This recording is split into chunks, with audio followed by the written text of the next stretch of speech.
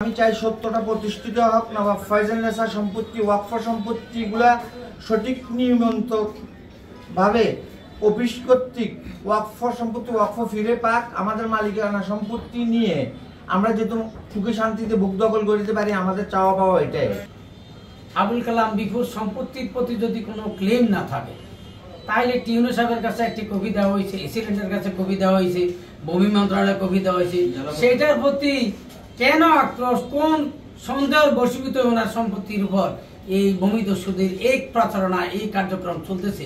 আমরা আশা করব আপনারা প্রশাসন সুপরিচিতভাবে এবং প্রশাসনিকভাবে যদি ন্যায্য অধিকার ওনার ফিরিয়ে দিতে না পারেন, তাহলে আমরা মানবাধিকার সোসাইটির পক্ষ থেকে পদক্ষেপ নেওয়ার জন্য ইনশাআল্লাহ আমরা রেডি। 1888 সাল থেকে 1940 সাল পর্যন্ত বিভিন্ন ধাপে সিএস জরিপে ব্রিটিশ সরকার তৎকালীন সময়ে জমিদার বদরুন্নেছা চৌধুরানী হতে যে অবমুক্তি দলিলটি নেন, তাদের মালিকানা সিএস খতিয়ান 126-এ হুকুম দখল রেকর্ড করে দেন। এই দলিল নং 5661।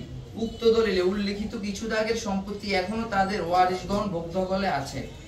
তিনি আরো জানান, ব্রিটিশ সরকার সকল সম্পত্তি তাদের নেওয়ার পর ইসি নং 548, ইসি নং 547 ও ইসি নং 546 রেফারেন্সের উপর ভিত্তি করে ব্রিটিশ সরকার 1934 সালে বঙ্গী ওয়াকফ আইনের 44 ধারায় ওয়াকফ তালিকা করে দেন তৎকালীন ব্রিটিশ কমিশনার সাহেব বাহাদুর বরাবরেজু মোহাম্মদ, রাইটার্স বিল্ডিং, কলকাতা।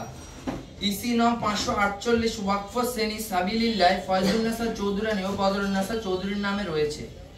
বদরুন্নেছা চৌধুরানী হতে দলিল নং 392 মোট জমির পরিমাণ 21,625.28 ডিং এর মধ্যে নিজ দখলীয় 297 নং 37 ডিং এবং পজাবিলি 21,327.91 ডিং।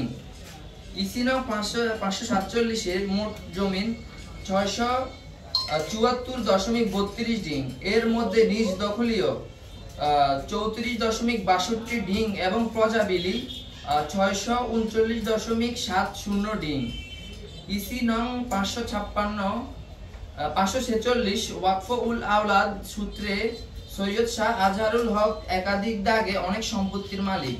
মোট জমির পরিমাণ 1963.36 নিজ দখলীয় 56.97 ডিং এবং প্রজাবিলি 1906.39 ডিং।